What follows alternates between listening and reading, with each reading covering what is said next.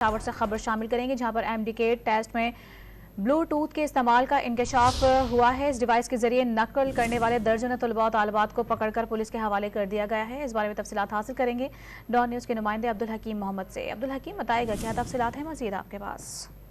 یہ جی بالکل، آج پشاور سمیت خیبر پختونخوا کے تمام میڈیکل کالجز کے لیے جو ایمڈیکیٹ ٹیسٹ منعقد کیا جا رہا ہے، جس میں لاکھوں کی تعداد میں طلباء و طالبات شریک ہو رہے ہیں۔ یہ انکشاف ہوا ہے کہ کچھ طلباء اور اس کے ساتھ باہر ملی ہوئی ایک گروپ، جو کہ اس گروپ بلوٹوتھ کے ذریعے سوالات کے جوابات حاصل کرنے کی کوشش کر رہے تھے۔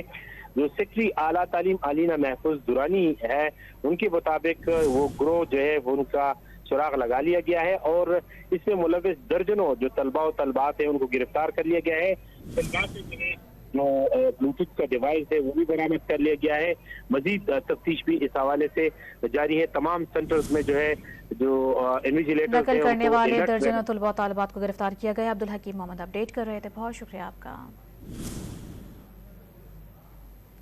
اپنے ناظرین کو بتاتے چلیں کہ یہ پشاور سے خبر ہے جہاں پر ایمڈیکیٹ ٹیسٹ میں بلوٹوتھ کے ذریعے نقل کرنے کا انکشاف ہوا ہے اور نقل کرنے والے درجنوں طلباء و طالبات کو پولیس کے حوالے کر دیا گیا ہے۔